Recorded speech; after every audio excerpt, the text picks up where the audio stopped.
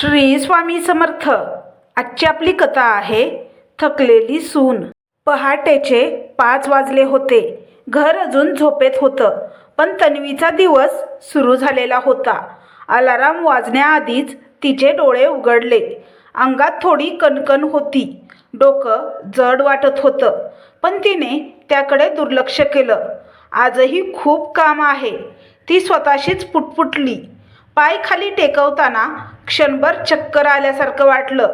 तिने भिंतीचा आधार घेतला आणि सरळ उभी राहिली। आजारी पडायला वेळ नाही हे तिला चांगलंच माहीत होतं। स्वयंपाकघरात जाताच तिने लाईट लावली। काल रात्री भांडी धुतलेलीच होती, कारण तिला माहिती होतं सकाळी वेळ कमी पडतो। कुकर लावला, चहा ठेवला। सासूसाठी वेगळा, साखर कमी, सासऱ्यांसाठी वेगळा, आलं जास्त, कबीरसाठी नेहमी सारखाच। तन्वीला आठवलं, कबीरला चहा उशिरा मिळाला तर त्याचा मूड खराब होतो। तिने घड्याळाकडे पाहिलं, 6 वाजायला 10 मिनिटं कमी। लवकर करायला हवं, तिने स्वतःला गती दिली। घर जागं होतं, पण तिचा थकवा कुणालाच दिसत नव्हता। 6 वाजता सासू उठल्या। तन्वी, चहा तयार आहे ना? स्वयंपाकघरातून आवाज आला। हो आई, आणते, तन्वीने उत्तर दिलं। चहा घेऊन येताना तिच्या पायात थोडी झिंझिनी आली, तरीही तिने चेहऱ्यावर हलकसं हसू ठेवलं। आज चहा जरा फिका आहे, सासूंनी पहिला घोट घेत म्हणाल्या। माफ करा आई, पण तन्वीचं वाक्य अर्ध्यावरच थांबलं। रोज काहीतरी असतं, सासूंनी तिला न बघताच उत्तर दिलं। तन्वी गप्प झाली। कबीर उठला तेव्हा 7 वाजले होते। तन्वी, माझा शर्ट कुठे आहे? तो बेडरूममधून ओरडला। कपाटात डाव्या बाजूला, इस्त्री केलेला आहे, ती स्वयंपाकघरातून म्हणाली। आज डबा काय आहे? कबीरचा पुढचा प्रश्न। भाजी पोळी आणि वरण भात, ती म्हणाली। फक्त एवढंच? त्याच्या आवाजात नाराजी होती। हो, वेळ। पुन्हा एकदा तिचं वाक्य पूर्ण होऊ शकलं नाही। ठीक आहे, कबीर मोबाईल पाहत म्हणाला। तन्वीने डबा भरला, मुलांना उठवलं, त्यांचे कपडे काढले, दप्तर तपासलं। लहान मुलीने आईकडे पाहून विचारलं, आई, तू ठीक आहेस ना? क्षणभर तन्वी थांबली। हो ग आई, ठीक आहे, ती हसून म्हणाली, पण त्या हसण्यात प्रचंड थकवा दडलेला होता। दिवस चढत गेला आणि तिची शक्ती उतरत गेली। घरात सगळे बाहेर पडले। तन्वी एकटीच उभी राहिली। क्षणभर तिने डोळे मिटले। 5 मिनिटे बसू दे, फक्त 5। पण लगेचच तिला आठवलं, भाजी चिरायची आहे, दुपारचं जेवण करायचं आहे, सासऱ्यांची औषधं द्यायची आहेत, कपडे धुवायचे आहेत। ती पुन्हा कामाला लागली। भाजी चिरताना चाकू हातातून निसटला, बोटाला हलकीशी काप लागली। तोंडातून आवाज निघाला। तिने पटकन बोटावर पाणी घेतलं, हळद लावली आणि पुन्हा काम सुरू केलं। हे काही नवीन नाही, ती स्वतःला समजावत होती। दुपारी जेवण झाल्यावर सासू म्हणाल्या, आज भाजीला मीठ जरा कमी आहे। तन्वी काही बोलली नाही। तिचं डोकं दुखत होतं, डोळ्यासमोर अंधारी यायला लागली होती। तिने भांडी आवरली, कपडे टाकले, घर झाडलं। अंगात त्राण उरलेला नव्हता। तिने खुर्चीवर बसायचा प्रयत्न केला आणि अचानक चक्कर येऊन ती तिथेच थांबली। नाही, आत्ता नाही, तिने स्वतःशीच कुजबुज केली। संध्याकाळ आणि उद्याची भीती। संध्याकाळी कबीर परत येणार होता, मुलांना अभ्यास, रात्रीचं जेवण। तन्वीला वाटत होतं, आज काहीतरी चुकतंय, शरीर साथ देत नाहीये। पण तिने कुणालाच काही सांगितलं नाही, कारण तिला माहिती होतं, सून थकू शकत नाही, सून आजारी पडू शकत नाही, सून म्हणजे जबाबदारी। ती पुन्हा उभी राहिली। स्वयंपाकघरात जाऊन तिने भाजी काढली। डोळ्यात पाणी आलं, कणकणीमुळे की वेदनेमुळे तिलाच कळेना।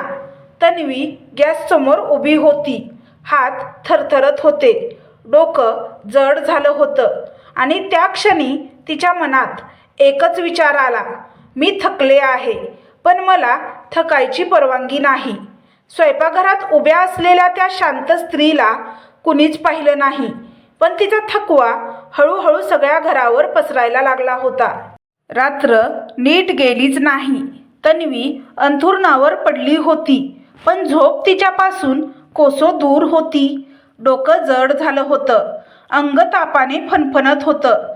डोळे मिटले की स्वयंपाकघर, गॅस, भांडी, सासूचे शब्द सगळं डोळ्यासमोर तरळत होतं. ती हळूच वळली. कबीर गाढ झोपलेला होता. त्याच्या चेहऱ्यावर कुठलाही ताण नव्हता. त्याला उठवू नकोस, तन्वीने स्वतःला सांगितलं, कारण तिला माहिती होतं आजारी असल्याचं सांगितलं तरी उत्तर काय मिळणार आहे. सकाळ पुन्हा आली वेदनांसोबत. पहाटे 5:30 वाजता तिचे डोळे उघडले. आज शरीराने सरळ नकार दिला होता. उठावं सुद्धा वाटत नव्हतं. हातपाय जड झाले होते. डोक्यात कसला तरी भनभन आवाज सुरू होता. तिने घड्याळाकडे पाहिलं. उशीर होतोय. ती उठून बसली. क्षणभर डोळे मिटले. चक्कर आली. तिने खाटेचा आधार घेत उभी राहण्याचा प्रयत्न केला, पण पुन्हा खाली बसली. नाही, आज नाही जमणार. तिच्या ओठांवरून नकळत शब्द बाहेर पडले, पण लगेचच दुसरा विचार आला, जमवायलाच हवं. ती कसंबसं उभी राहिली. घरात जाताना पावलं ओढत चालावी लागत होती. लाईट लावताच तिला उजेड सहन होईना. डोळे मिटले. देवा, थोडं बळ दे, तिने मनातल्या मनात पुटपुटलं. आज फक्त वरण भात. आज तिच्या अंगात अजिबात ताकद नव्हती. चपाती लाटणं, भाजी, फोडणी हे सगळं अशक्य होतं. तिने कुकर लावला, डाळ धुतली, भात टाकला. आज फक्त वरण भात पुरेसा आहे, ती स्वतःला समजावत होती. सासू उठल्या तेव्हा 7 वाजले होते. तन्वी, आज चहा उशिरा का? त्यांचा नेहमीचा प्रश्न. आई, आज जरा तब्येत. तन्वीचं वाक्य पूर्ण होण्याआधीच सासूचा आवाज आला. रोज काहीतरी कारण, त्या म्हणाल्या. तन्वी गप्प राहिली. चहा दिला. डोळ्यातून पाणी आलं, पण तिने डोळे पुसले. अपेक्षा आजही तशाच. दुपारी सासरे म्हणाले, आज जेवायला काय? वरण भात, तन्वीने हळू आवाजात सांगितलं. क्षणभर शांतता. मग सासूबाई म्हणाल्या, चपाती नाही, भाजी नाही, पापड चटणी तरी असायला हवी होती. तन्वीचा श्वास अडकला. आई, माझी तब्येत आज खूप. ती पुन्हा प्रयत्न करत होती. आमच्या वेळी ताप असला तरी सगळं व्हायचंच. सासूचं वाक्य ठाम होतं. सासरेही म्हणाले, घरातल्या जबाबदाऱ्या तब्येत बघून नसतात. तन्वी काहीच बोलली नाही. ती गॅस समोर उभी राहिली, पण हात थरथरत होते. डोळ्यात अंधारी येत होती. अचानक तिने गॅस बंद केला आणि खुर्चीवर बसली. आता नाही जमणार, तिच्या मनात स्पष्ट झालं. सासूने हे पाहिलं. काय नाटक चाललंय? त्यांचा आवाज चढला. मी नाटक करत नाहीये आई, मला खरंच बरं वाटत नाहीये. तन्वी म्हणाली, आम्ही सगळं बघतोय. सासू म्हणाल्या, आजकाल ही मुद्दाम काम टाळते. सासऱ्यांनी मोबाईल उचलला. कबीरला फोन करतो, ते म्हणाले. तन्वीला क्षणभर वाटलं, कदाचित आता तरी कुणीतरी समजून घेईल. पण तिला माहीत नव्हतं हा फोन तिच्यासाठी किती जड ठरणार आहे. कबीर, तुझी बायको आज काहीच करत नाहीये. सासू फोनवर म्हणाल्या, सकाळपासून आळशीपणा, जेवण फक्त वरण भात. आम्ही असलं जेवण जेवत नाहीत. कबीर दुसऱ्या बाजूला शांत ऐकत होता. ती म्हणते, तब्येत बरी नाही. सासरे मध्येच म्हणाले, पण आम्हाला वाटतं नाटक आहे. फोन कट झाला. तन्वी तिथेच उभी होती. तिला सगळं ऐकू येत होतं. हात थरथरत होते. डोळ्यात पाणी आलं, पण ती रडली नाही. संध्याकाळी कबीर लवकर घरी आला. दार उघडताच त्याचा आवाज आला, हे काय चाललंय? तन्वी रूममध्ये झोपली होती. आईबाबांना फोन करायला लागतो का? कबीर चिडून म्हणाला. कबीर, मला खरंच बरं नाहीये. तन्वीने उठत हळू आवाजात सांगितलं. तुझ्याकडे सगळ्या सोयी आहेत. कबीर म्हणाला, घर, पैसा, मदत तरी तू घरातल्यांची काळजी घेऊ शकत नाहीस.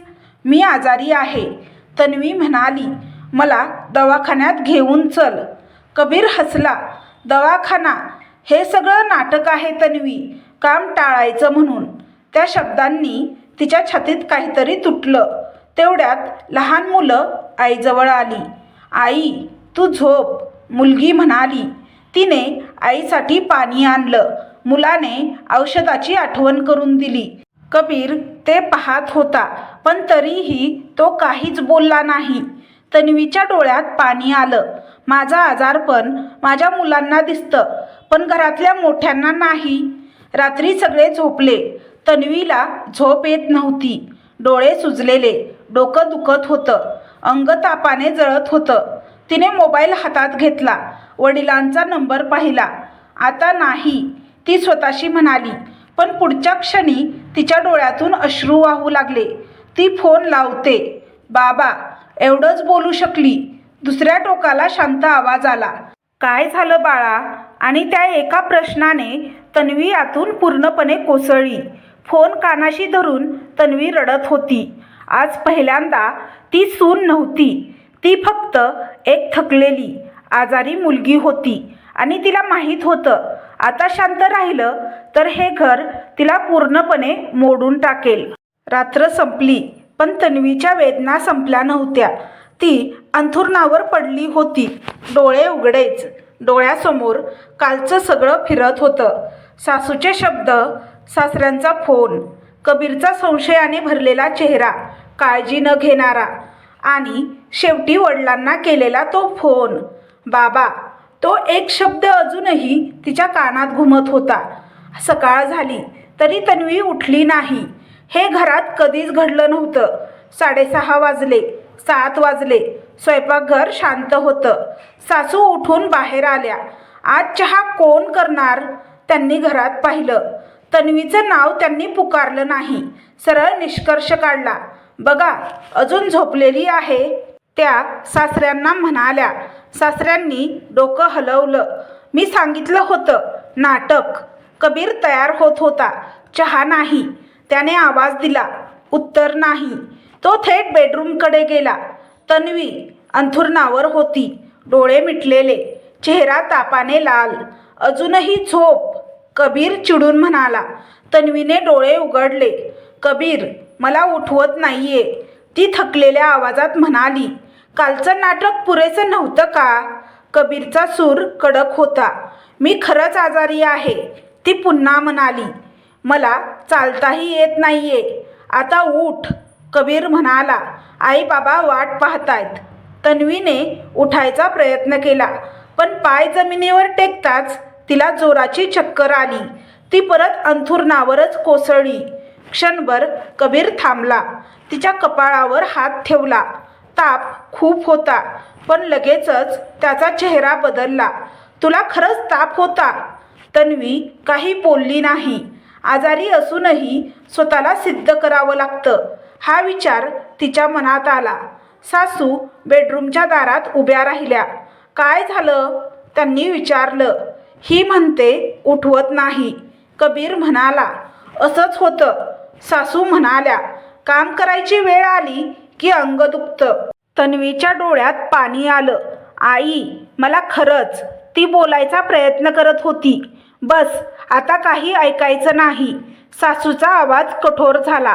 आज मुलांचा डबा नाही, घरात स्वयंपाक नाही, आणि हिला आराम हवा आहे. तेवढ्यात मुलं पुढे आली. बाबा, मुलगा म्हणाला, आईला खूप ताप आहे. काल रात्री आई रडत होती. मुलगी म्हणाली, तिने आधीचे औषधं पण घेतले, पण ताप कमी होत नाहीये. तिला दवाखान्यात घेऊन चला. हे शब्द ऐकून क्षणभर कबीर गप्प झाला. मुलं खोटं बोलत नाहीत हे त्याला माहीत होतं, पण तरीही तुम्ही लहान आहात, तो म्हणाला. तुम्हाला काही कळत नाही. तन्वीच्या मनात काहीतरी तुटलं. माझी वेदना खरी ठरवायला माझ्या मुलांचाही शब्द पुरेसा नाही. दुपारी सासू म्हणाल्या, आज बाहेरून जेवण मागू. ते वाक्य नव्हतं, तो आरोप होता. तन्वीला जाणवलं, आज तिला पूर्णपणे अपयशी ठरवलं जात आहे. तिने हळूच कबीरकडे पाहिलं. मला डॉक्टरकडे घेऊन चल, ती शेवटचा प्रयत्न करत म्हणाली. कबीरने उसासा टाकला. तन्वी, मी ऑफिसला जातो. आई बाबा घरी आहेत, मुलं आहेत. तुला काय कमी आहे? हे शब्द ऐकून ती पूर्णपणे शांत झाली. आता रडणंही थांबलं. संध्याकाळी सगळे आपापल्या कामात होते.